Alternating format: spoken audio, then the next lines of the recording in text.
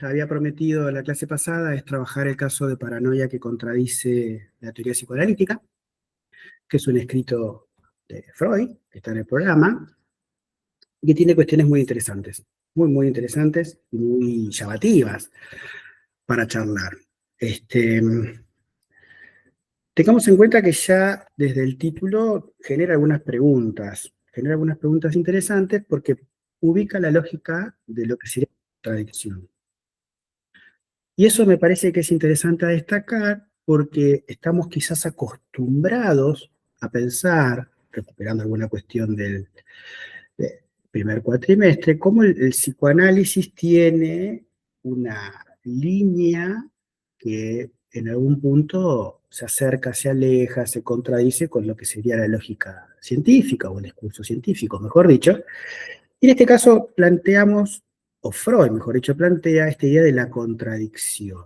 Con lo cual es una cosa muy interesante, porque desde la contradicción podemos recuperar cierta lógica falsacionista, sobre la cual Freud nunca tuvo temor de abordar. Esto no significa que el psicoanálisis tenga un estatuto científico, o al menos de la cuestión científica como le plantea la física matematizada, ya lo vimos con la ciencia y la verdad, pero no deja de ser un recurso al cual nunca arrugó Freud, el de no temer tensar su teoría, el no temer en incluir cuestiones inclusive hasta a veces en parte excesivamente contradictorias con algunos desarrollos, y cómo eso lo fue ayudando a enriquecer mucho lo que sería el discurso del psicoanálisis. Con lo cual, este texto, de hecho, cuando se incluyó por primera vez en el programa, figuraba el mismo texto en 2 unidades, ¿no? Y eso era una cosa bastante muy de Adelmo, que le gustaba por ahí poner el mismo texto en 2 unidades o en 3 unidades. Y este texto estaba en la unidad de sexualidades, como la vamos a trabajar hoy, pero también estaba en la unidad primera, en donde se ponía esta idea de pensar la relación del psicoanálisis con la ciencia. O sea, fíjense que con este artículo pueden conectar puntos del programa y por eso se lo quería mencionar. Hay una cuestión que yo se las digo siempre, y no me voy a cansar de decirla siempre, y es que, bueno, si hay una de las cualidades que Freud tenía, era la de ser un tremendo escritor. Digo, si hay una particularidad del desarrollo de la escritura, de la obra freudiana, es cómo él fue un escritor muy al detalle, y en esto de ser un escritor muy al detalle, sumado a la cuestión hasta mecanicista que él plantea en el desarrollo de su escritura, ha logrado que sea muy admirado no solamente por sus seguidores, sino como un gran escritor. ¿Sí? Esto ya lo hablé varias veces, perdón que lo repita, pero lo voy a destacar cada vez que pueda, porque en este caso, como en muchos de los casos, muchas veces el hecho de que sea un gran escritor, de hecho Freud hasta lo padecía y él lo ha dicho, hace que muchas veces se pierda en estos detalles el valor científico de sus descubrimientos o de sus desarrollos. ¿Sí? Entonces, atenti, porque está buenísimo cómo escribe, pero además de cómo escribe, no nos quedemos en la cosa anecdótica, sino que tratemos de recuperar los resortes lógicos, y en eso necesitamos muchas veces, bueno, el retorno de Lacan. ¿Por qué acentúo esto? Porque este texto se trabaja en los talleres de lectura y está bueno que vayan a asistan y lo lean ahí, porque van a ver estos detalles que enriquecen mucho el desarrollo de, bueno, la obra y el lugar de Freud en el descubrimiento del psicoanálisis. Por otro Profe, lado, una pregunta. sí, Martu. Mañana hay talleres de lectura como está lo del paro. Te confirmo después. Ok, Después te perfecto. confirmo. Entiendo que no, pero después lo confirmamos. Ok, gracias. ¿Sí? Pero bueno, digo, no dejo de destacar el lugar ese como los espacios que son fundamentales, porque ahí lo van a trabajar en términos de estos detalles y quitar de sí las cuestiones que son obvias, porque si no nos podemos hasta extraviar un poco la lectura. Y este texto de El caso de paranoia que contradice la teoría psicoanalítica tiene mucho de eso. Tiene de alguna cuestión que nos podemos perder en la anécdota quizás, y quizás perder alguna cuestión nodal del descubrimiento. Este escrito es un escrito de 1915, ¿sí? Presente el año para mí es importante. ¿Por qué presente el año? porque está muy cerca a un escrito capital trabajado por Freud, no es parte del programa, pero algunas de las cosas que les voy a contar, que vamos a charlar, les van a servir para contextualizar y quizás otras materias. Es un escrito muy cercano a uno de 1910 que se llama Puntualizaciones psicoanalíticas sobre un caso de paranoia, demencia paranoide, escrito autobiográficamente. Digo, este del caso que contradice está muy cerca al famoso caso Schreber, en donde Freud ahí ya plantea características de la paranoia, que muchas de las cuestiones que vamos a charlar hoy son tomadas de ese escrito de 1910. Van siguiendo la secuencia. ¿Sí? Hay elementos que se trabajan en 1910 que sirven a Freud para plantear lo que yo quiero charlar con ustedes hoy. Y hay una cuestión también particular que yo después la voy a mencionar con un poco más de detalle, y es que son textos cercanos a Introducción del Narcisismo. De hecho, Introducción del Narcisismo es 1914, que, digo, más allá de lo que uno repite hasta el cansancio, de la Introducción del Narcisismo o en la Constitución del Yo, es un escrito donde a Freud le importaba mucho hablar de la psicosis. Digo, cuando lo vean o lo trabajen en otra materia, van a ver que está siempre pensando ahí la cuestión de la elección de objeto en términos narcisísticos y cómo eso tiene que ver con la cuestión de la psicosis.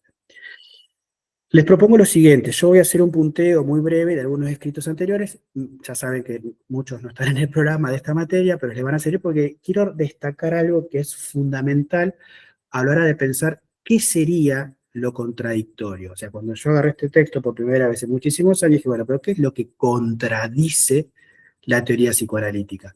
Y eso me llevó a recorrer algunos artículos anteriores. ¿Sí? ¿Estamos hasta aquí? ¿Se entiende? ¿Les va la propuesta? Sí, sí. ¿Sí? ¿Metemos? Estamos.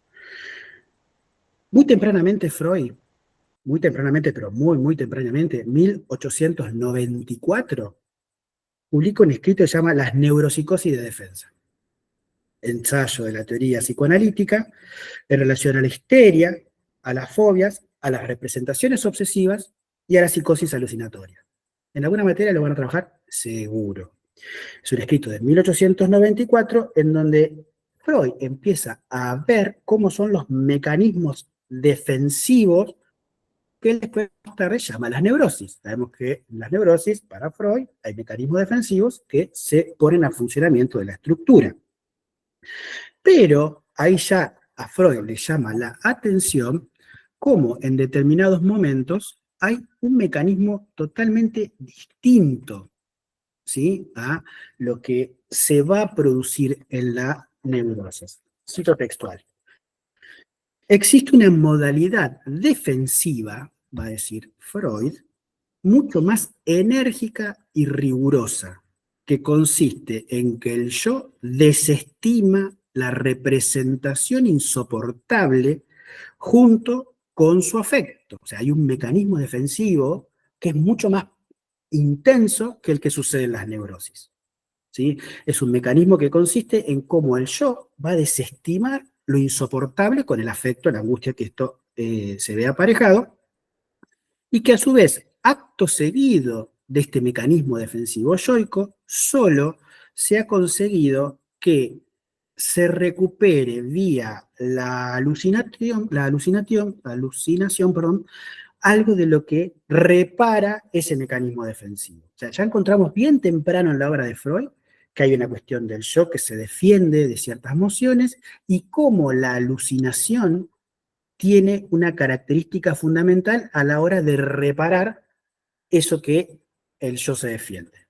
¿Sí? De hecho, la cita continúa. El contenido de la psicosis alucinatoria, cómo esta consiste justamente en realzar aquella representación que estuvo amenazada por la ocasión de la raíz de la cual sobrevino la enfermedad. Así es lícito decir que el yo se ha defendido de la representación insoportable, refugiándose en la psicosis. O sea, fíjense el lugar que le está dando Freud a la psicosis. Eso es un refugio, digo, uno piensa en la psicosis, a veces piensa cualquier pelotudez. No, Freud está diciendo que es un mecanismo defensivo y que en todo caso el delirio lo que hace es producir esa defensa. O sea, tomar para el psicoanálisis el delirio como relato de un paciente no es a la desestimación, Digo, Foucault trabajó mucho estas cuestiones con las cuestiones de los mecanismos de control y cómo, bueno, se le hacía tratar de que el loco se autoperciba en el delirio diciendo que estaba equivocado. Bueno, para el psicoanálisis eso no es así. Se toma el relato del paciente y se toma el delirio como parte de la estructura simbólica, y ahí es donde aparece en esta idea de pensar la construcción delirante como un producto de esta cuestión defensiva distinta a las neurosis que plantea el psicoanálisis o que descubre el psicoanálisis. Yo sé que esto por ahí no va al programa, perdón, pero bueno, vamos a llegar a una parte que sí la van a entender. ¿Se va siguiendo hasta aquí? Si nos metemos un poquito más adelante, 2 añitos después, Freud publica las nuevas puntualizaciones sobre la neuropsicosis de defensa, 1896, que tiene un apartado, que es el tercero, que se llama el análisis de un caso de paranoia crónica. ¿Sí? Es un escrito que retoma algunas de estas ideas, y que permite ampliar o profundizar un concepto. Freud va a decir, es preciso que la paranoia posea un particular camino o mecanismo de represión. O sea, Freud todavía no entiende bien qué pasa ahí. Y está hablando de una represión, que sabemos que en la neurosis hay represión, pero está diciendo que es un mecanismo particular de represión, como más intenso, como más fuerte. Todavía no lo puede precisar claramente, pero dice, bueno, esto que el mecanismo de represión, así como la histeria plantea la conversión y la inervación corporal, o así como la neurosis obsesiva aparece estas cuestiones sustitutivas, bueno, acá este mecanismo represivo contempla particularidades que son distintas, como con mayor profundidad. Lacan después nos va a ayudar hablando de forclusión, pero en estos primeros escritos ya aparece esto de que hay una represión bastante rara, bastante intensa, y que en algún punto lo que hace es tratar de reforzar algo de lo defensivo del yo ante emociones que son insoportables. Seguido, ¿qué encontramos? El caso de paranoia, 1910, el famoso caso Schreber. No, entonces, ¿qué podemos comentar de ese caso? No sé, usted creo que todavía no vieron los historiales clínicos, ¿o sí? Quizá algunos sí, pero todavía no están en las materias de los historiales clínicos. Se dan en cuarto, Leo. Ah, Yo con bueno. el C3. Yo sí, profe, ya hice la materia de cuarto y sí lo vi. Bueno, buenísimo, buenísimo, buenísimo, porque lo que plantea ahí es un análisis que hace Freud sobre un libro, ¿sí? El libro de Daniel Paul Schreber, que escribió en 1903, creo, su autobiografía. Sus memorias autobiográficas se llaman Memoria de un enfermo nervioso. Este texto es fundamental para entender el que vamos a trabajar hoy. No vamos a hablar del texto entero, por el análisis que hace Freud, pero encontramos ahí un lugar capital para entender la estructura paranoica. Lacan va a decir, cuando se publica este libro en París, en Intervenciones y Texto 2 van a encontrar lo que él dice respecto a la presentación de las memorias de Schreber en francés, que es un texto, el texto de Schreber es un gran texto freudiano, va a decir Lacan. No porque Freud lo aclare, sino porque deja en claro la pertinencia de las categorías que forjó Freud para otros objetos sin dudas a partir de un punto cuya definición no basta invocar el genio, al menos por el genio se entienda una sostenida holgura respecto de su saber. O sea, Lacan está diciendo que este texto, más allá de la vuelta que le da Freud, es un texto freudiano tremendo porque encontramos las cuestiones capitales del saber en lo que refiere a pensar la estructura de la psicosis. Digo, Lacan sabemos que viene de la psiquiatría, entonces la cuestión de la psicosis tiene un lugar importante en su clínica y tiene un lugar importante en sus construcciones teóricas. ¿Qué pasa con la paranoia o la psicosis? Ahí la nosografía freudiana es bastante complicadita, ¿no? Digo, no tenemos tanta claridad con Lacan como las tres estructuras. Entonces, digo, Freud plantea dos cuestiones capitales o básicas: las neurosis de transferencia y las psiconeurosis narcisísticas. Digo, esto ya lo van a trabajar, si es que no lo trabajaron, pero tenemos como esos dos grandes grupos de los cuales después él ubica distintas cosas. La neurosis de algún lado, la hipocondría del otro, bueno, ya lo irán viendo. Pero lo importante que me interesa marcar de esto es que tenemos las neurosis de transferencia, que son las que se posibilita poder trabajar analíticamente. Digo, si queremos trabajar desde el psicoanálisis con Freud, tiene que haber transferencia. Si no hay transferencia, no se puede trabajar. ¿Sí? Entonces, tenemos ese grupo y tenemos el otro grupo de las psiconeurosis narcisísticas en donde aparece la psicosis. Y acá es importante porque el planteo que va a hacer Freud es que con la psicosis no se puede trabajar o es difícil trabajar en términos de los progresos porque no se establece una transferencia al modo de las neurosis. Digo, si hay una psiconeurosis narcisística, la cuestión queda en el narcisismo y no se puede investir un objeto. Entonces, digo, dentro de esas categorías lo que es interesante es que Freud, sabiendo las dificultades que tiene la psicosis, aunque trabajó muchas situaciones, las dificultades que tiene de pensar la cuestión clínica de la psicosis, no deja de trabajar un escrito en donde hace su lectura, y por eso Lacan habla de la holgura del saber, desde el psicoanálisis. O sea, tomando lo que escribe este tipo, explica lo que le pasa a este tipo psicoanalíticamente, sabiendo que es difícil pensarlo desde la transferencia. ¿Me siguen? ¿Sí? ¿O no? Bien. Este artículo demuestra una cosa que es fundamental para lo que tenemos que charlar hoy. Y es cómo el delirio de persecución es una especie de síntoma particular y que está arraigado en ciertas cuestiones paternas y cierta lógica de pautas que gobiernan en el caso. Va a decir Freud en ese texto, tenemos que situar la especificidad de la paranoia en algo diverso, en la particular forma de manifestarse los síntomas, y nuestra expectativa no consistirá en imputarla de los complejos, sino al mecanismo de formación de síntomas o la represión. Diríamos que el carácter paranoico reside en que para defenderse de una fantasía homosexual se reacciona precisamente con un delirio de persecución de esta clase. Y esto es fundamental porque lo que está ubicando Freud acá por primera vez, que en la construcción del delirio paranoico, la defensa es en relación a emociones homosexuales. Esto tienen que recordarlo. Al menos en este momento, lo que Freud está diciendo es que la defensa que se produce, ya veníamos planteando con los textos anteriores, que es una cuestión del delirio como una defensa, esto que se derrumba del yo y del mundo exterior, con la particularidad de lo que uno se termina defendiendo son de emociones homosexuales, ¿no? Entonces ahí aparece esto de las fantasías homosexuales como uno de los determinantes para pensar la paranoia, ¿sí?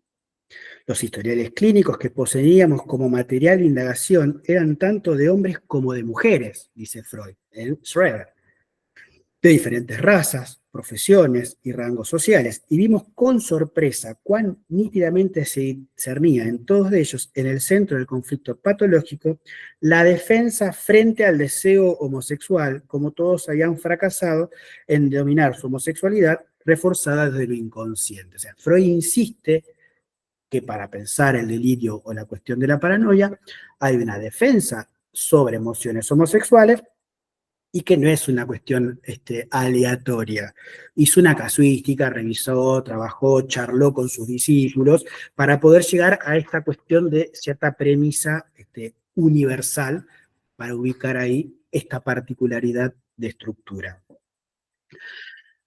Vuelvo a lo que dije al principio, entender el caso de Schreber y entender un caso de paranoia que contradice la teoría psicoanalítica. Primero debemos ubicar esto del delirio como una defensa a las emociones homosexuales, y después no nos podemos olvidar de la introducción del narcisismo, ¿no? Que tiene la particularidad de indicar cómo el individuo, ¿no?, empeñado en el desarrollo, va a sintetizar, en términos de las pulsiones sexuales, una actividad autoerótica que indica cómo se gana un objeto de amor, pero tomándose primero a sí mismo como objeto de amor.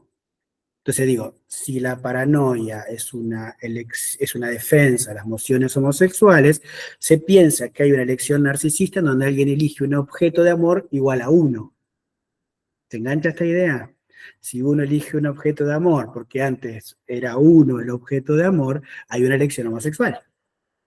Y eso en la especificidad de la paranoia se hace insoportable, y por eso el delirio es una defensa de esto.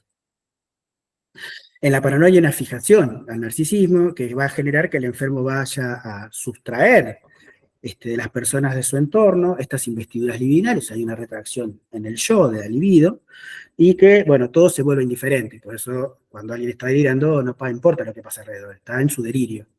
Ya lo van a escuchar en algún momento en sus clínicas. No importa si afuera pasa algo, es su mundo construido, porque toda la libido está ahí, en la construcción del delirio.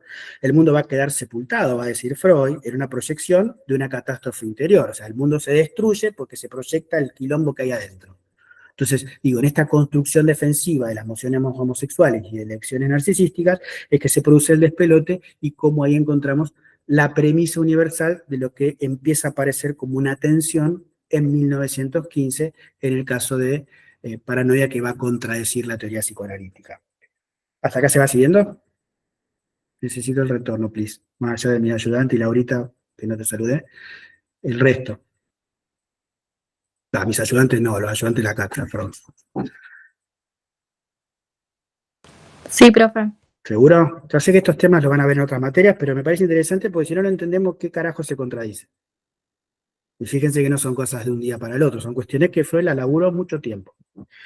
Sigue Freud hablando de esto, tenemos la pérdida de la realidad en la universidad y la psicosis en 1924, en donde, bueno, viene después de los escritos esto que estamos hablando, en donde se presenta como al yo se le arranca la realidad en un primer momento, y a partir de esa pérdida de la realidad del yo se crea una nueva, el delirio va a crear una nueva realidad, ¿no? Encontramos un modo de evitar a partir del delirio cierta huida de la fragmentación de la realidad, y empieza a aparecer ya la cuestión de la desmentida como una característica, ¿no?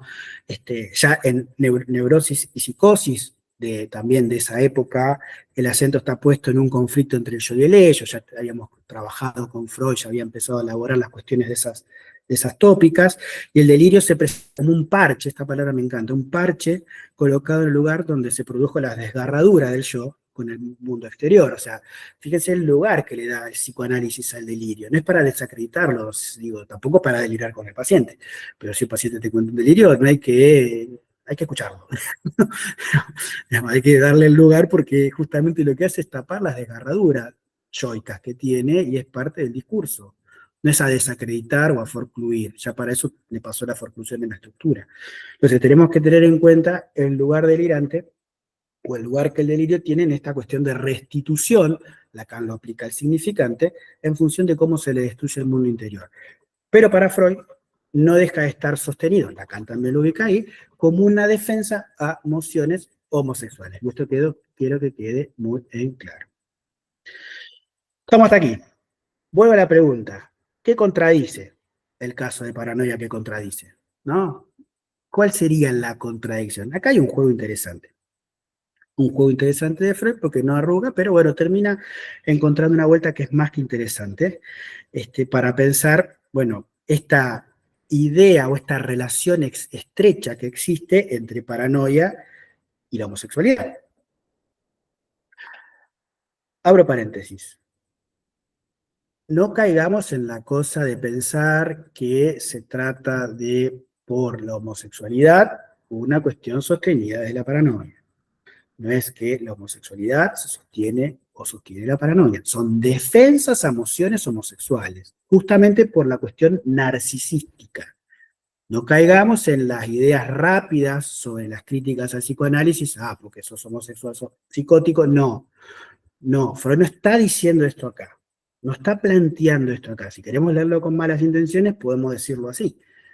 Pero digo, acá no es una cuestión de la elección de objeto homosexual como un elemento fundante de la paranoia, sino la defensa de esas emociones inconscientes. Y por eso se necesita de la construcción del delirio. ¿Sí? Quiero aclarar eso para, insisto, no caer en lecturas rápidas y prejuiciosas, porque si no le hacemos decir cosas que no se dijeron. Cierro el paréntesis hasta ahí. Obviamente que las cuestiones que contradicen son cuestiones que ponen en jaque ciertas teorizaciones, específicamente de la paranoia. La situación puntual que se van a encontrar cuando vayan al taller de lectura de este caso es un abogado, sin hacer el chiste que abogado, un abogado que busca un asesoramiento de Freud. Busca preguntarle a Freud por una clienta que fue a consultar al abogado. O sea, ya el abogado recibe una clienta que le solicitaba a este loco bueno, herramientas jurídicas porque tenía alguna situación particular con un hombre. Ya el abogado le llama la atención lo que le plantea esta clienta y como le llama la atención, hace una interconsulta. Le pregunta a Freud, que venía trabajando cuestiones psíquicas, qué pensaba de esta mujer. ¿Sí? Fíjense qué interesante, ¿no? Cómo de una profesión por ahí se apela a otra, cómo se requiere algún letrado sobre algo, y en este caso el loco se acerca a Freud, le golpea la puerta y dice, mira, tengo esta situación. ¿Qué le dice esta mujer al abogado y después a Freud?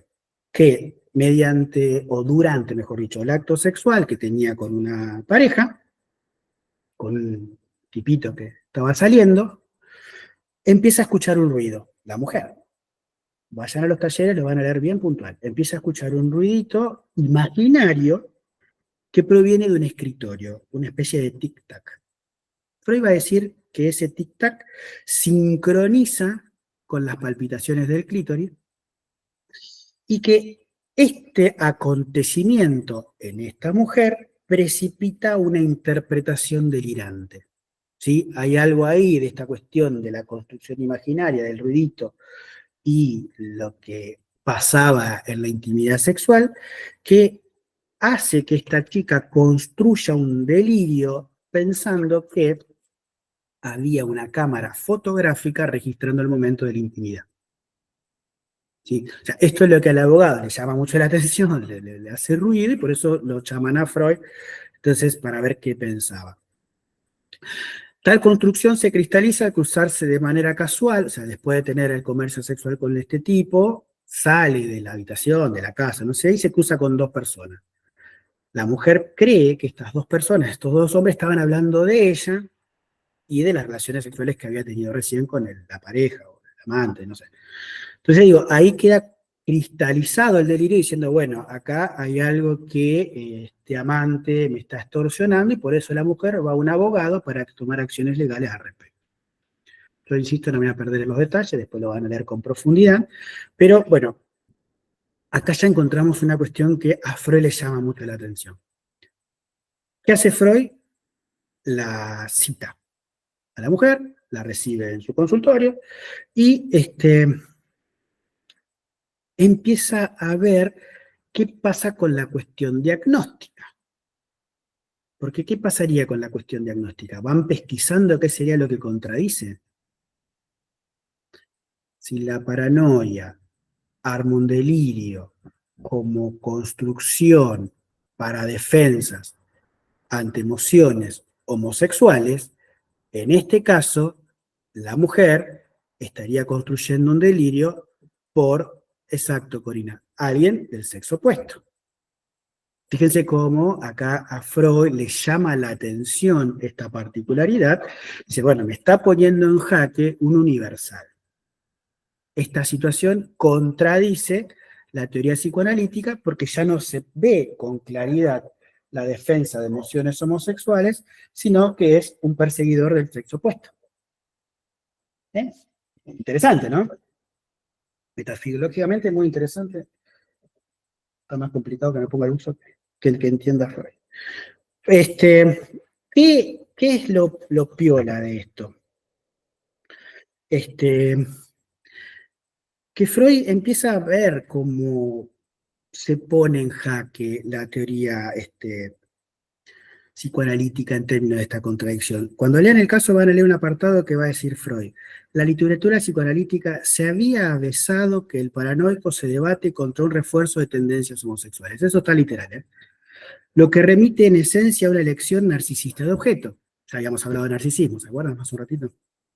Además, se había señalado que el perseguidor en el fondo era amado o alguien que lo fue en el pasado. De la conjunción de ambas tesis resulta este requisito. El perseguidor tiene que ser del mismo sexo que el perseguido. Pero en este caso que contradice, no se está dando esa regla. ¿Se engancha la idea? ¿O no? Va queriendo. ¿Va queriendo? Bueno, Sí, sí. lo que contradice es que el perseguidor es alguien del sexo opuesto, contradiciendo lo que Freud había averiguado hasta ese momento, que no era poco. Y yo les voy a ahorrar mucho trabajo. Recordemos que Freud, en el caso de Schreber, había señalado como carácter distintivo de la etiología de la paranoia que depende de varios factores en cómo se comportan los componentes homosexuales en la vida emocional de quienes padecen esta patología o esta estructura. Y además, el perseguidor siempre era alguien del mismo sexo. Freud había debatido esto con muchos psicoanalistas teóricos importantes. Dice, inclusive en el caso de paranoia, lo que yo y mis amigos habíamos podido observar y analizar confirmaba hasta entonces sin dificultad el vínculo de la paranoia con la homosexualidad. Página 265. O sea, Freud con sus amigotes habían llegado a esta conclusión. Pero este caso se la complicó. ¿Cuáles son los amigotes? Un montón. El otro día me decían que la facultad alguien se quejaba de que no se daban los post-freudianos. Bueno, en EPPB se da mucho de los post-freudianos, así que dejen de decir eso. Porque había principalmente dos grupos, los de Zúrich y los de Budapest. Freud debatió mucho esto con Jung en Zúrich, Suiza, y con Ferenczi en Budapest. Son discípulos muy cercanos de él, ¿no? En donde a partir de la charla que tuvo con esta gente, llegaron a esta conclusión de la proyección de la homosexualidad como algo latente en los casos de paranoia. Si ven la correspondencia de Freud y Ferenczi, van a encontrar una carta que está buenísima, una carta del 18 de marzo de 1908, donde Ferenczi le escribe a Freud informando sobre los movimientos sucedidos en un análisis de una paciente de Ferenczi que se llamaba la señora Marton, ¿no? Supervisada con Freud por carta, el chabón.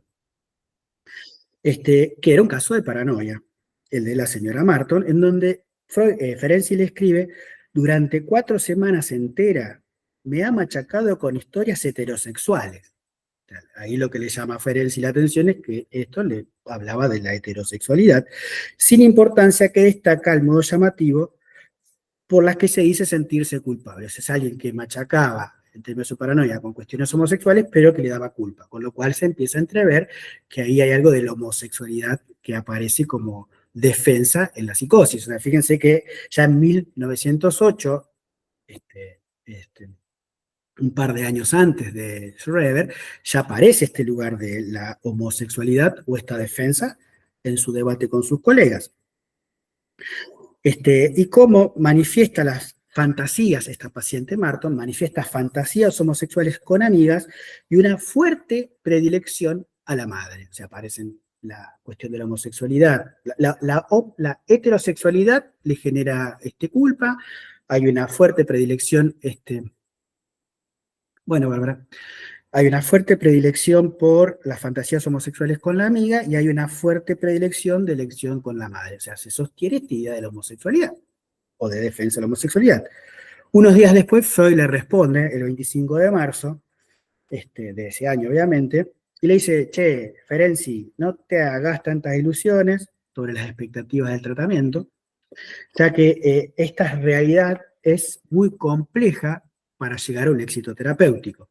Y que, cito textual, en la paranoia se da a menudo el caso de las sublimaciones que se hunden en los efectos de la proyección. O sea, esta cuestión que hizo que esta mina empiece a hablar de algo heterosexual, para Freud queda sostenido desde la sublimación, porque en realidad lo que se termina sublimando es en especial los componentes homosexuales.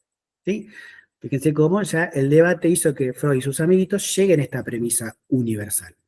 Con este intercambio hace que Ferenczi publique un escrito en 1912. Yo lo tengo. Se llama sobre el papel que juega la homosexualidad en la patogénesis de la paranoia. Ferenczi, 1912. ¿Qué dice Ferenczi? Se ha hecho evidente que el mecanismo paranoico no es puesto en acción como defensa contra las posibles vinculaciones hambre sexual, sino de acuerdo a las observaciones hechas hasta el presente, es dirigido tan solo como una elección homosexual de objeto. Ferenczi llega, de hecho ahí habla de 5 casos de paranoia, en donde insiste con Freud de esta idea de una elección homosexual. La observación de varios casos que serán relatados justifican la conjetura de que la patogénesis sobre la paranoia y la homosexualidad no juega un papel al azar. No hay una cuestión azarosa en relación a la homosexualidad, sino que es el más importante y que en realidad la paranoia quizás no es nada más que una homosexualidad disfrazada. Fíjense en las conclusiones que van llegando. Esto por el lado de Budapest, como Freud empieza a entender con Ferenczi, o empiezan a profundizar con Ferenczi, esta característica de la paranoia. ¿Qué pasa en Suiza? Zurich. Ahí la interpretación de los sueños hizo un estrago total. Hizo que muchos seguidores de la psiquiatría, se dice, de Kraepelin, se vuelquen, pues ya veían agotadas las cuestiones psiquiátricas de Kraepelin, se vuelquen un poco a la lectura psicoanalítica.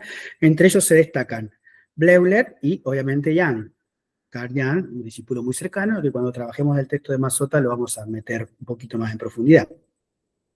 De hecho, Jung tiene el escrito que se llama La psicología de la demencia precoz, ¿no? Entonces ahí vuelve a aparecer esta lógica de la homosexualidad en parte. Y por otro lado aparece ya en Alemania, con Abraham, con la psicosis maníaco-depresivo, el artículo Las diferencias psicosexuales entre histeria y la demencia precoz. Son todos textos anteriores al caso Schreber que hicieron que Freud construya esta hipótesis de la defensa de la homosexualidad como algo universal.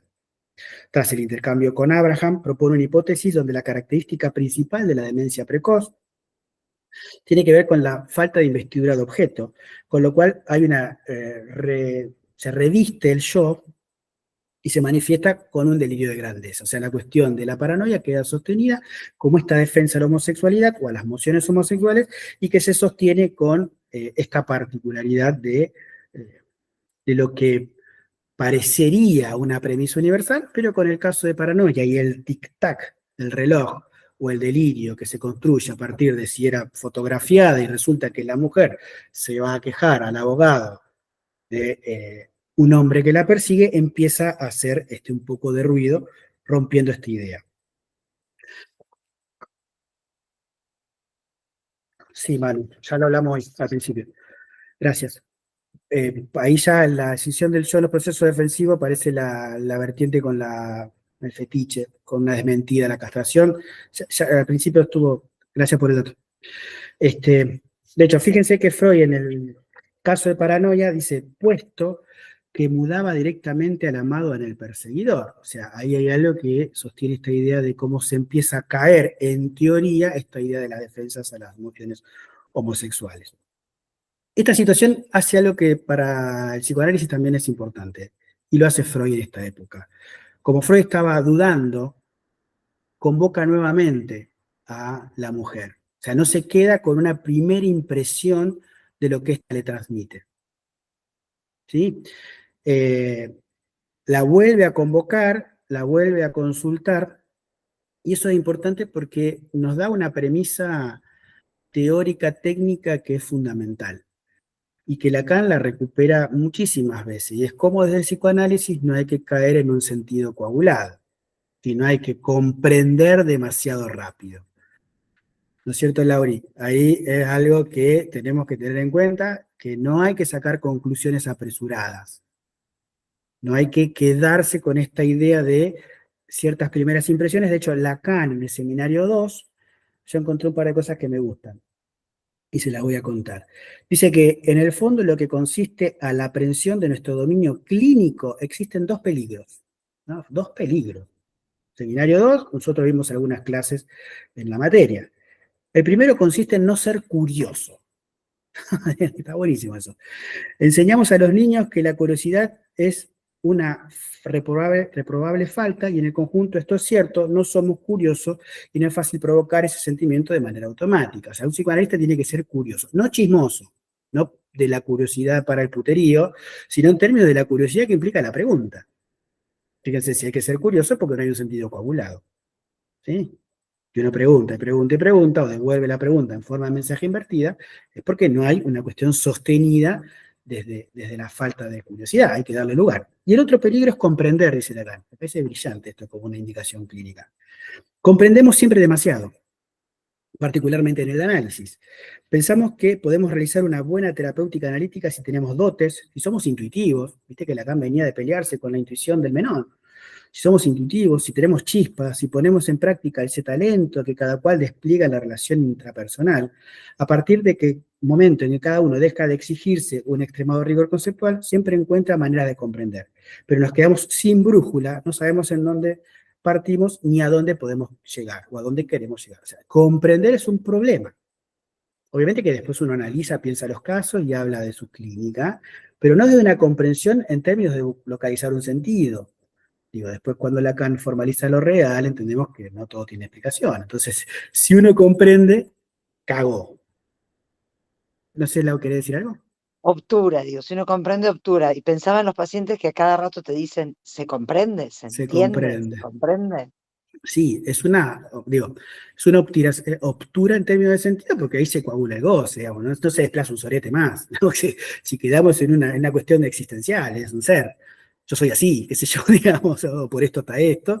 Y en realidad, digo, si venimos charlando con los textos de sexualidad, el tema de la castración y cómo eso genera una angustia, bueno, es preguntar por la falta, no por el sentido, ¿no? Obviamente que en las clínicas, los pacientes, en la casuística, como ustedes trabajen, verán cada uno y verán en qué momento se hace cada uno o de qué forma se hace con cada uno. Pero tengamos estas indicaciones porque es lo que hizo Freud. O sea, no le cerró la idea, la volvió a convocar, no comprendió demasiado rápido. No se quedó con una primera impresión. Y eso es muy interesante porque ya en pocas sesiones sacar conclusiones sobre un paciente es un error. Es un error. De hecho, algunos autores hablan que los diagnósticos uno lo hace al final, cuando el paciente se fue. Uno hace el diagnóstico cuando el paciente ya no está más, porque ahí puede ver qué sucedió, cómo aconteció en la clínica. ¿Qué pasa en este nuevo encuentro? La joven no contradice esto que dice. O sea, la minita no contradice esto que le dice, que el tic-tac, el reloj, que me crucé con 2 tipos después, pero amplía algo y da un dato que no estaba en el primer encuentro. Y tira algunas ideas de cosas que despejan esta duda que le había generado a Freud. Dice el escrito, en primer lugar, no había visitado al joven en su casa una sola vez, sino 2. O sea, esta chica se había encontrado con este pibe 2 veces, no una. Fue en el segundo encuentro cuando ocurrió la perturbación del ruido por el cual ella había anidado sus sospechas. O sea, es la segunda vez que la chica se encuentra con el chico, ahí empieza toda esta construcción delirante. Pero en la primera vez que esta chica habla con Freud, no cuenta de esta primera, no había omitido esta primera cita, pensando que ahí no había ocurrido nada importante. Pero bueno, sí habían ocurrido cuestiones importantes. Fíjense lo importante de no comprender tan rápido. Faltaban elementos, digo, para llegar a determinada conclusión. El primer encuentro, ¿qué nos trae como novedad? Que en realidad en el encuentro no había sucedido nada determinante. En el primero estoy. ¿Sí? En este que no contó de entrada, lo contó en la segunda vez que Freud la escucha. Sino que el conflicto, o más o menos algo conflictivo, se dio al otro día. O sea, la pibita se encuentra con el pibe, todo bien, al otro día se le arma una especie de quilombo a la chica. Después hay un segundo encuentro en donde ahí aparece esta cosa más delirante que es la que hace que consulte el abogado. ¿Qué pasó al segundo día del primer encuentro? Esta joven se dirige al trabajo y en ese trabajo se vincula con una señora, una jefa que ya tenía, en donde había cierta cuestión ambivalente. La joven que contradice en el caso se encuentra con una mujer mayor, jefa, en donde había una cosa de relación de fastidio y ternura que se le mezclaba, siempre entrampada en la cuestión laboral. ¿Qué iba a decir la joven ahí?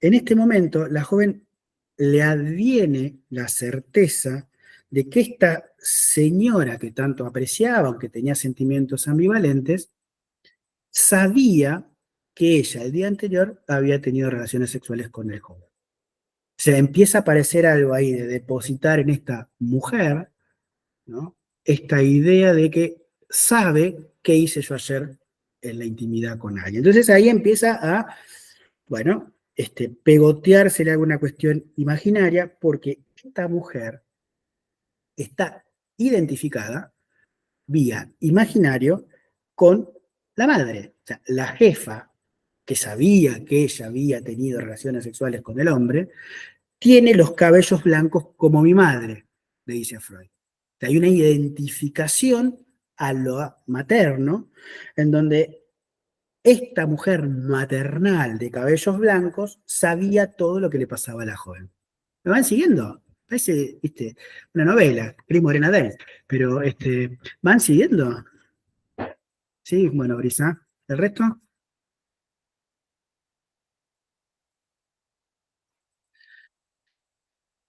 Perfecto. En este primer encuentro no trasciende. ¿Por qué? Porque ella le empieza a decir al jovencito, che, mi jefa sabe, se ve que el pibe le dice, ¿qué vas a ver?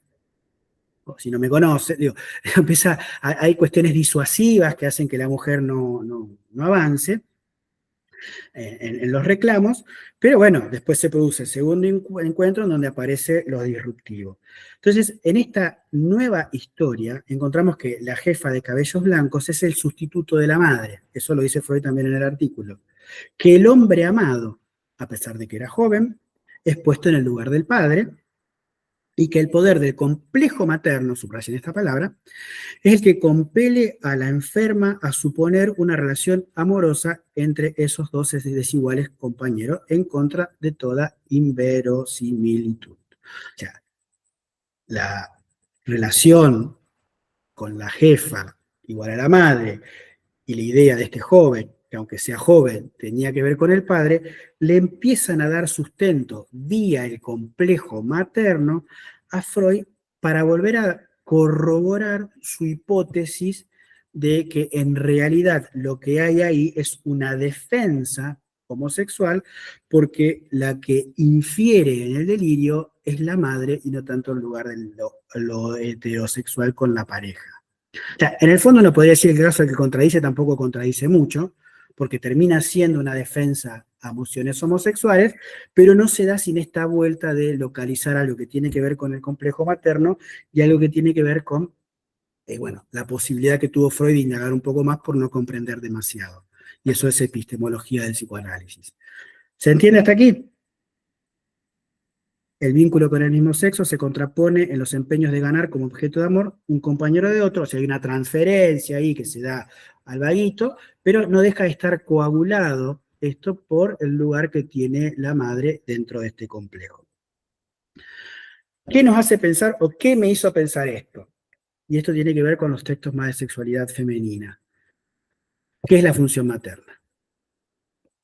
Digo, Laurita hoy trabajó en el teórico de los textos de la vida erótica y ahí encontramos los textos de la madre, digo, y las elecciones de objeto a partir del lugar de la madre. Entonces, digo, no podemos dejar de entender qué sería o tratar de profundizar esto de la función materna, ¿no? En este artículo habla de complejo materno, que tiene que ver con algo determinante en la estructura de esta joven paranoica, pero bueno, tenemos que entender algunas cuestiones para llegar a entender qué es ese complejo materno, y ahí Lacan me ayudó un montón a mí, porque no deja de ser un determinante esto del deseo materno para justamente poder localizar algo del sujeto ahí. Si hay un sujeto, porque hay un deseo materno previo, ¿no? En el mejor de los casos. La función materna es un concepto bastante complejo, ¿no?, de entender, pero que se asocia siempre a la madre o quien cumpla la función, ¿sí? No necesariamente la madre biológica, pero tiene que ver con un lugar, con un otro determinante que, bueno, genera marcas o desarrollos psíquicos dentro de la psique de los niños y las niñas. Entonces digo, hay algo que es fundamental para la constitución del psiquismo y que tiene que ver con el deseo de esta función materna. ¿Sí? Recuerden lo espinoso de la mujer, la madre como primer objeto de amor, recordemos todas estas cuestiones que están en el programa. Ante cierta premisa o cierta localización de que el sujeto cuando nace en un estado de falta, digo, hay una falta en ser, va a decir Lacan en la significación del falo, esta falta en ser tiene que ser alojada por un otro. Y ese otro es justamente lo que da lugar a la función materna, pensada en relación al deseo del otro materno, encarnado desde esta función en un principio, y que no podemos dejar de pensarlo con la articulación del lenguaje. ¿Sí? Esto en los prácticos seguro lo estuvieron charlando o lo van a charlar, es algo que está, porque atraviesa.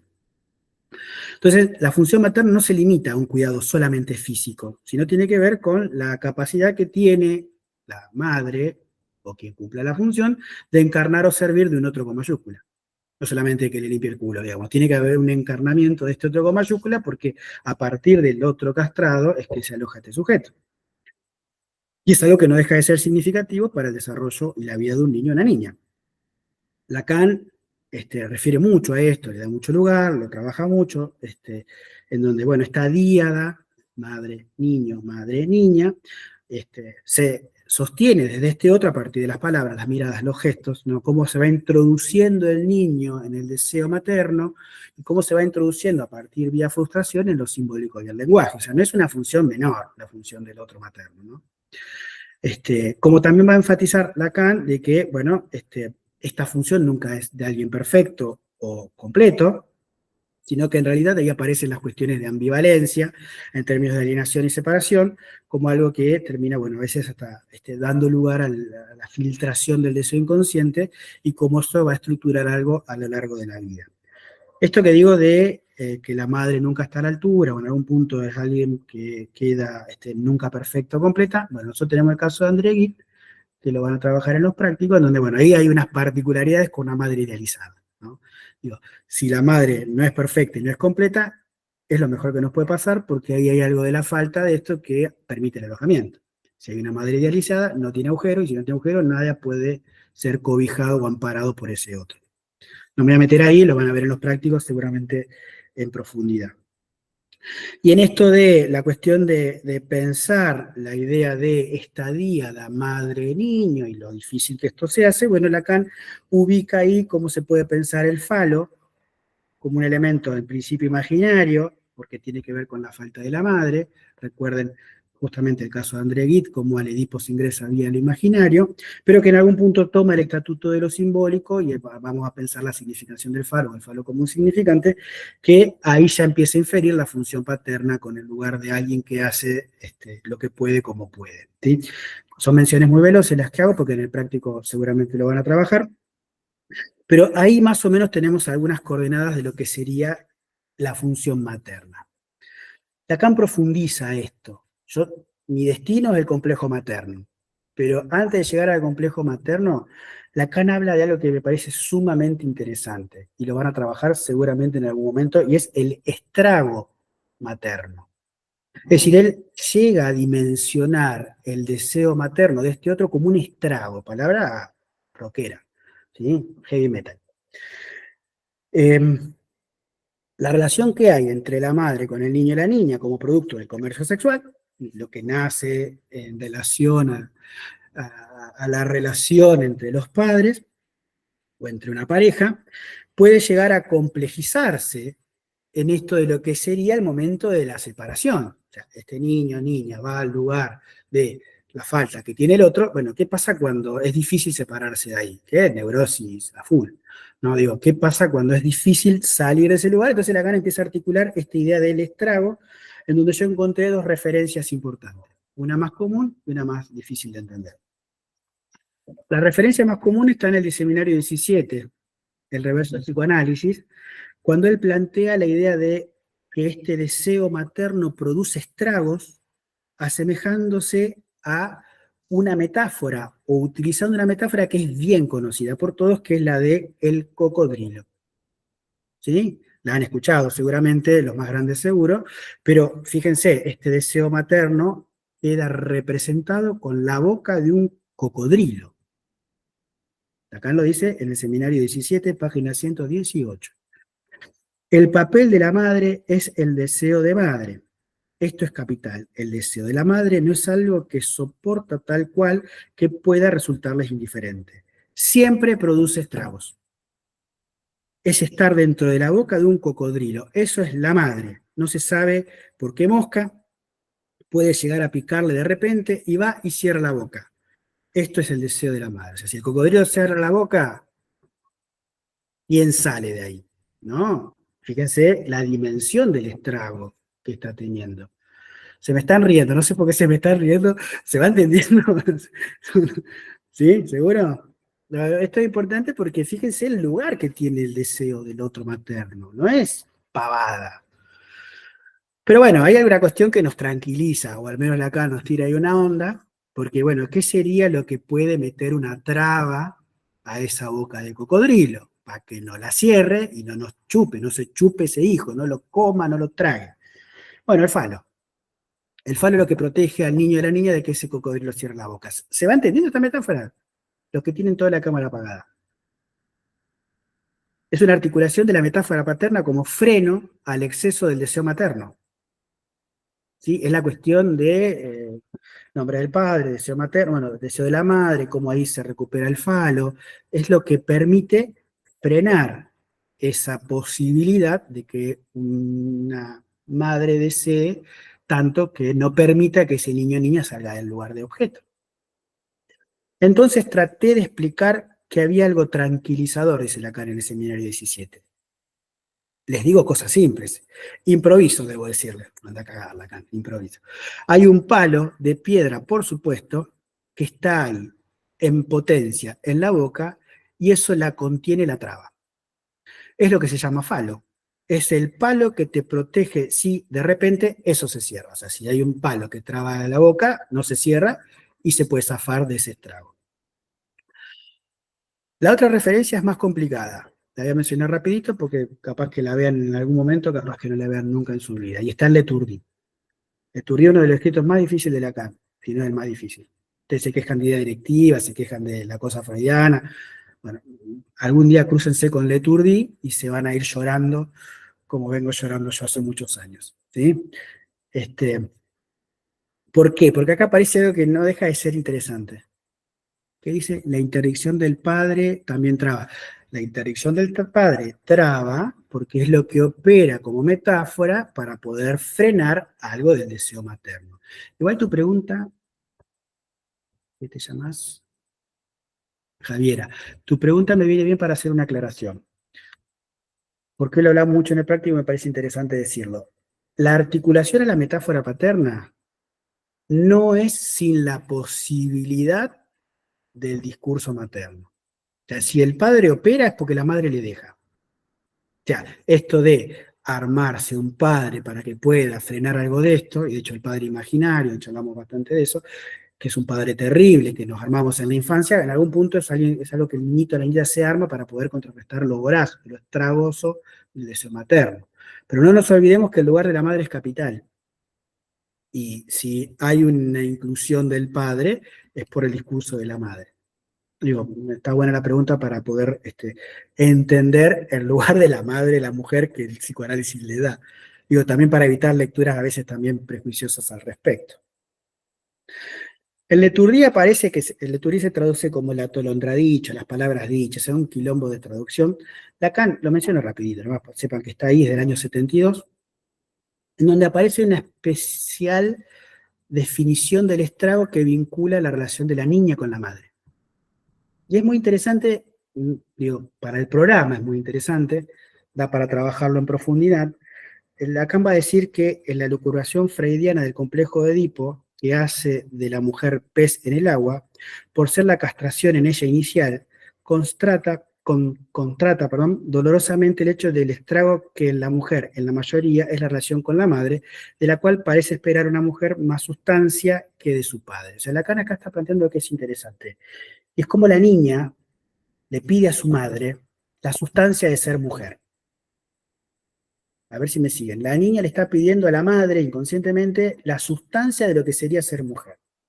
Pero le está pidiendo la sustancia de ser mujer a alguien que es madre. Entonces la maternidad ya rompe la feminidad en sentido de la posición respecto a la sustancia de ser mujer. Entonces, digo, si hay algo que impulsa la niña, al padre, es porque la madre, en su estrago, no le puede dar la sustancia de lo femenino. Es más complicadito, ya sé, es un comentario para que sepan que se recupera, pero si hay algo que permite a Lacan pensar esta transferencia de la madre al padre en este momento de su enseñanza, es que la niña no encuentra algo que la madre, algo que le pide a la madre, y es como ser mujer. ¿Quién sabe cómo ser mujer? Sobre todo si le está pidiendo a alguien que está en una posición maternal. Pero hay una cosa que empieza a ser contradicción y eso se sostiene de lo que sería el estrago de la relación de la niña con la madre. Vamos hasta acá, así ya vamos cerrando la clase. ¿Qué nos queda por charlar? Todo este camino era para hablar de complejo materno, ¿sí? Que es un descubrimiento interesante en Freud. Y que no aparece en varios lugares, aparece en pocos lugares. ¿Vamos al complejo? Ya se me están durmiendo. Vamos que falta la pizza, loco. Para pensar el complejo materno me voy a servir de algunas cuestiones, no solamente el caso paranoia, sino que traté de buscar textos que tenemos en el programa.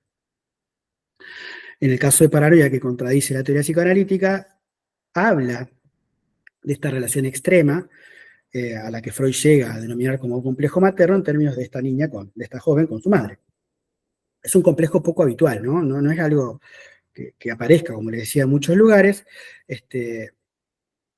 a muchos desarrollos freudianos, pero sino también en muchos desarrollos psicoanalíticos. O sea, no lo encontré en muchos lugares. De hecho, Ana Freud se queja. Usan la palabra complejo para decir cualquier cosa. Bueno, medio que los descarta a esta idea de complejo materno. Pero bueno, en el caso de paranoia está mencionado. Y está mencionada la relación de la niña a la madre. O sea, una cuestión que a nosotros nos interpela por el programa, por esta cuestión de en la sexualidad femenina, la madre como primer objeto de amor. Lo novedoso es que, bueno, encontramos acá esta relación de la niña con la madre y que nos hace ir a algunos textos posteriores. A mí me llegó algunos textos posteriores, algunos de los que hablamos la clase pasada. Si ustedes revisan algunas consecuencias psíquicas de la diferencia anatómica de los sexos, 1925, la clase pasada lo charlamos, Freud ahí, ya lo dije la vez pasada, aborda el rol del materno, destacando el lugar en la primera infancia. O sea, ya ahí encontramos en 1925 este lugar de la madre. Pero accediendo a cierta información que lo habilita a sancionar a Freud en que su trabajo y el de sus discípulos sustentan con decisión cada vez mayor el reclamo de que los análisis neuróticos penetren también en el periodo de la primera infancia, época del florecimiento de la vida sexual de los seres humanos. O sea, encontramos el lugar de la madre y el lugar de la sexualidad infantil. Recuerdan toda la cuestión de la relación preedípica. 1931, sobre sexualidad femenina, texto de los talleres. ¿Qué hice en un momento? Página 228. Habíamos subestimado también la duración de esa ligazón madre. Fíjense, fíjense cómo, si bien la cosa del complejo queda medio extraviado, está presente en estos artículos. Habíamos desestimado, subestimado esta relación.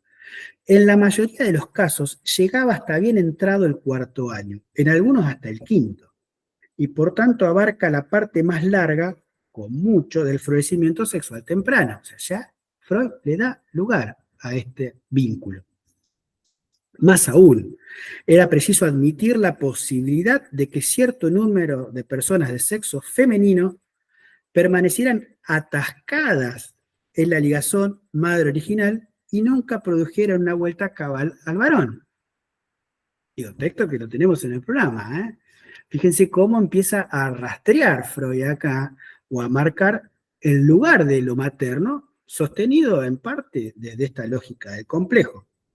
Con ello, dice Freud en 1931, la fase preedípica de la mujer alcanzaba una significación que no habíamos descrito hasta entonces, puesto que esa fase deja espacio para todas las fijaciones y represiones en que reconducimos la génesis de las neurosis. Parece necesario privar de su carácter universal al enunciado según el cual el complejo de Edipo es el núcleo de la neurosis. O sea, padre, primer objeto de amor, hay un vínculo muy fuerte, y a su vez puede haber una fijación a este lugar que es determinante y que nos da a entender de qué se trata este complejo materno. ¿Se va siguiendo lo que estoy tratando de contar? Lo van a encontrar en el programa, lo van a encontrar en los talleres, lo van a encontrar cuando lean estos textos. Por ahí uno los pasa esto, o lo marca como algo más habitual, pero fíjense el peso que le está dando a esta cosa a nivel de complejo, aunque no lo menciona como complejo materno. El acto de señalar una fase preedípica genera, ajustes teóricos o de profundidad en lo teórico, que, en el 33, en la conferencia de la feminidad, Freud vuelve cuando empieza a plantear de los vínculos libidinosos, a describir los vínculos libidinosos de la niña con la madre, que son diversos y ambivalentes. Fíjense que también lo que decíamos la vez pasada, no confundan, los dos textos de sexualidad femenina no son resúmenes, no dicen lo mismo, plantean cosas que son disímiles, plantean muchas parecidas, pero hay otras que no, o alguno profundiza una cosa y el otro no. Que esta cuestión de lo libidinal en relación de la niña a la madre, ambivalente y disímil, puede llegar a situaciones que van a potenciar la fijación de este complejo. Dice Freud, textual, no siempre es fácil pesquisar las formulaciones de estos tempranos deseos sexuales. Conferencia de la feminidad. El que se expresa con mayor nitidez es el de hacerle el hijo a la madre, como su correspondiente, el de parir un hijo, ambos pertenecientes al periodo fálico. Bastante extraños, pero comprobado fuera de duda la observación analítica. El atractivo de estas indicaciones reside en los sorprendentes descubrimientos que nos proporcionan. Por ejemplo, ya en el periodo predípico se descubre, referida a la madre, la angustia de ser asesinado o envenenado, que más tarde puede contribuir el núcleo de la paranoia. Esto es espectacular. Digo, esta cuestión de la fijación en términos del otro materno, no sé si rescataron esta cita del texto, lleva a una construcción que puede ser el núcleo de una paranoia. Lo habíamos visto en el caso de paranoia con el complejo materno, al punto de creer que uno puede ser envenenado o asesinado por la madre. Y esto no puede desentenderse o desprenderse de la idea de lo que se da cuando esta fijación a lo materno termina siendo coagulada y adquiere el estrago, el estatuto de complejo, cuando no hay un palito que deje la boca del cocodrilo trabada. Esta fase preedípica va a requerir diversos componentes para que la niña pueda despegarse de la madre. Recuerdan los celos, el hermanito, si me alimentó, si no me alimentó. Bueno, todas las cuestiones que por suerte ayudan a que se despegue algo de esto de lo materno y cómo se han construido mecanismos que se han vuelto eficaces para algo del extrañamiento de este objeto madre. Con esto, bueno, llegamos a ver de forma retroactiva, son textos posteriores al caso de paranoia, ¿no? Es verdad, a mí me gusta la cronología, pero acá me fui más adelante para volver atrás, pero encontramos cómo en la investigación psicoanalítica da lugar a entender esto de la paranoia en términos de la contradicción, pero que en algún punto no se desprende del vínculo con la madre, en el caso de esta joven, y ahí llega lo materno a un estatuto de complejo. Fíjense que en el caso de paranoia Freud, y ya con esto voy terminando, tiene una frase importante cuando describe, un párrafo importante, cuando empieza a decir, cuando la madre inhibe o pone en suspenso la afirmación sexual de la hija, cumple una función normal que está prefigurada por vínculos de la infancia. Caso de paranoia. Posee poderosas motivaciones inconscientes y ha recibido la sanción de la sociedad. El asunto de la hija es desasirse de esta influencia y decidirse sobre la base de las motivaciones racionales más amplia por cierto grado de permisión o de denegación del goce sexual. Si el intento de alcanzar esa liberación contrae una neurosis, ello debe a la preexistencia del complejo materno por regla. Fíjense el lugar de lo materno y en términos de complejo, en tanto algo general, hiperintenso y ciertamente dominado como conflicto de una nueva corriente libidinosa. Según sea la disposición aplicable, en la forma de tal o cual neurosis, en todos los casos las manifestaciones de las reacciones neuróticas no estarán determinadas por el vínculo presente con la madre actual, sino con los vínculos infantiles de alguien que represente este tipo de vínculo primordial, ¿no? Hay algo ahí de entender cómo el estatuto o el lugar de la madre, que a mí me sirvió para hablar de la función materna, me sirvió para hablar del estrago materno y llegar hacia el complejo materno, es importante en términos de la subjetivación de alguien, o bueno, en este caso, la construcción de una estructura paranoica que no deja, en todo caso, de seguir corroborando la hipótesis universal planteada por Freud, en donde siguen siendo defensas a emociones homosexuales.